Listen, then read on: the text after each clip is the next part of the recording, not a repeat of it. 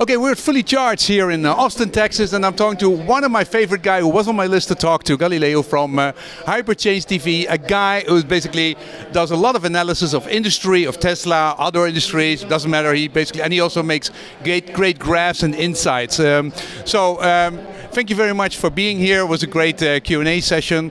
How did you get into becoming this YouTuber and analyzing first into Tesla and then later the company? Yeah, I just love disruptive technologies, and nobody would listen to me and my family or friends talk about it. And I had so many ideas that I was like, I want to share these with the internet. And so that's why I started my YouTube channel. And what did you do before? What is your background? I went to NYU to study finance and entrepreneurship and was managing money for a private investor. And then I worked for a startup, but I got kind of sick of I had all these ideas that that I couldn't relate to anybody on, like Tesla. I was a big investor in Bitcoin, and I just felt like there was a community on the internet to do it. So I found out about Gary Vee and figured out you could just make internet videos about your passion and get a following, and so sort of followed that playbook. Yeah. And how long ago was that you started? I went full-time to almost 3 years ago, a little less than 3 years ago.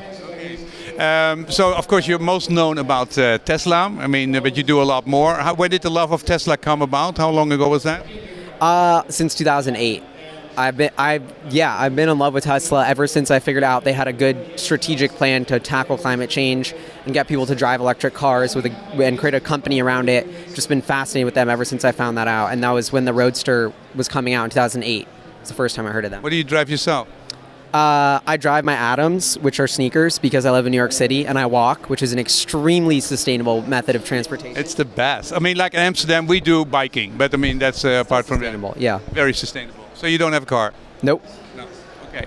So one thing you've learned is about how analysts and media basically cover an subject which you think you know more about, and then they basically go in totally different direction. What did that do to your brain in thinking about the media and how they cover it? I've lost a lot of faith in the media. The more I've learned about it, the more I realize how little research they put into it, how a lot of people aren't into media for the right reasons. I think journalists have turned into advertising salesmen. They're looking for clicks. They're not looking for the truth. And I think that's a huge problem in society. But at the same time, I think people are realizing that, and that's opened up a massive opportunity. That's why I can make videos in my bedroom that get just as many hits as a Bloomberg article, because I think people realize that they're kind of bullshit. So. And you've been very good. You've been calling out analysts for asking stupid questions, and that was great. You got a lot of attention. Then you were asked on the conference call to basically ask questions. How does Tesla treat you in general? How much do they basically reach out to you? Well, actually, Elon said they had boneheaded questions. I didn't say that, although I do think there were stupid questions. I mean, I do talk to Tesla. No. You said there were some unbelievable, uninteresting questions, and they didn't show up at the question. You were passionately, and I was passionately too, because they were really stupid questions, and they asked 5 times the same question in the same conference call. So they're really bad in the. So, but anyway, Elon also said that. How does Tesla treat you? Tesla's awesome. They're a very hard company to access. I don't talk to them that often, but they were open-minded enough to let retail investors get a voice on the call. No other company is doing that. I think that's really forward-thinking. It's a sneak peek of the future. And I think Tesla is an incredibly well-run company, super hardworking people. Some of the smartest people in the world work there. And they're receptive. Yeah, I try and leave them alone as much as possible because they're busy. So. Okay, so you don't try to reach out and basically get information. You just use the public information. Oh yeah, I'm all about public information, yeah. I do reach out to them to get tours, and they've let me on the tours of the Gigafactory and the Fremont facility, shout out to Martin, and those are unbelievable experiences, and they let me share them with my subscribers, who many of which are their shareholders. So I think that's a really, really cool forward-thinking thing that I think a lot of companies will start doing. There was a line of about 150 people which I had to wait for, who basically were thanking him, thank you very much for letting me buy Tesla stock, and basically reaching out and basically convincing me to do that. Now let's talk a little bit about further than Tesla. You are also reaching out to other companies, right? I saw your trip to China. I mean, I came just from China looking at all these companies. What was your impression there? China is really interesting. I think they're pushing towards electric vehicles very heavily. I think they're catering to Tesla's factory. That's really smart.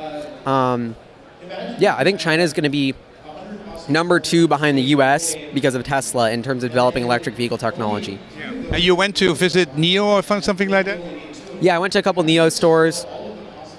I think NIO's they're an interesting company. Their sales have kind of not done as well as people had hoped, but I think in the long run, if they can survive and hang in there, they have potential. Because I mean, they are burning. I mean, they are burning money like there's no tomorrow. They just sold 200,000 vehicles and for $1 billion, but made $1.5 billion loss. I mean, do you think they can overcome that? Tesla was losing a lot of money at one point too, but I don't know if they can overcome it. That's why I don't own NIO stock, and I think they have an uphill battle. They are also involved with the Chinese government, where I think that's part of their backing, and so I think they have a good shot to continue to get funding and keep trying to prove the model. So we'll see. About your life and your channel, how does your business model work? How do you basically were able to do it independently? I make money on YouTube AdSense, and then I have a Patreon page where people can subscribe and get a newsletter. Between that, I pay my bills, and yeah, I love it. I work full time doing YouTube. Do you also do like speeches nowadays, or go out, or basically invest in other companies if they ask you to? No, I don't get paid for anything else really. But so everything I see from you, all the research you've done, you basically you're basically investing that yourself. You never get paid for companies to do that. No, I never get paid. I've done I've done like 2 sponsored videos, and I don't like doing them. I don't like to get paid for anything. I want to be super independent, and I think the internet has allowed that business model for the first time ever, which is really exciting. How does your day look? Well, how much time do you spend on what? I wake up, I have coffee and a bagel, and then I think about what video I should make, and I make that video, hit the gym. Yeah. It's nice to be independent. Then I like also your the tools you do, your graphs. Oh, yeah. I have a subscription to the primary version of your graph, and it's a really nice way to analyze HyperCharge. How is that working? What is that? How is that working for you? Is it a startup, or is it something you do together? Yeah, it's a startup in partnership with someone named Mo, who is a subscriber, and just basically a way to visualize complex financial statements and make them easier to understand. That's the whole point of HyperChange, is to democratize investing, help people understand how to invest, how to analyze companies, and HyperCharts is the software tool we built to sort of help them do that. It's great. You can basically, there's a lot of companies and more are coming to the market, and it's very, very simple insight. It's really not rocket scientist, but it shows it very nicely. So do you think that you could be a software guy, that you basically could do that thing and make it at a business? Maybe, we'll see. But I like making content. Yeah, you like making content.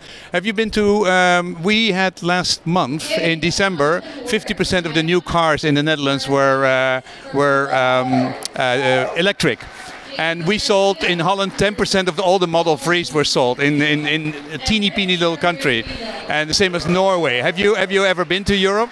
Yeah, I love Amsterdam. I love the Netherlands. Haven't been to Norway, but yeah, I think you're leading the way. I wish the U.S. was putting out those kind of numbers. Now that you've gone into a hyperchange sector, how much trust do you have in society that they can improve and deal with these big things like climate change and change technology for the better? I have zero faith that anything will happen unless it's a company. Non-profits don't do anything. I think it needs to be structured as a for-profit entity, and it needs to invest in new technology. And those are the only ways to change the world, and that's why I'm so into Tesla. I think Elon Musk is doing more than any charity or any organization to actually move forward the climate crisis, get us on green technology. So I'm a big proponent of that. Yeah. And they showed a lot of enthusiasm for already many years. Do you see any other company, like outside Radian or something like that, do you see any other company like Volkswagen, which is basically following that lead, which gives you trust that this change will go on? Everyone's copying Tesla, not because they want to, not because it's the right thing to do, but because they're being forced to. So that pisses me off. And I think Volkswagen, I have zero trust in their brand after Dieselgate. I don't know how you could buy a VW or a Porsche. I will never buy those companies. They've purposefully cheated and lied to consumers to pollute the world. I think that's disgusting, and more people should be in jail for that.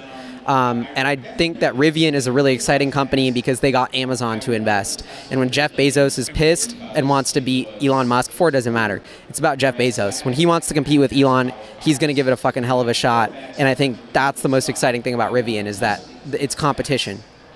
Thanks for giving a big shout on all these subjects. I'm enjoying it, and we enjoy you all around the world, Galileo. Yeah, thanks for having me.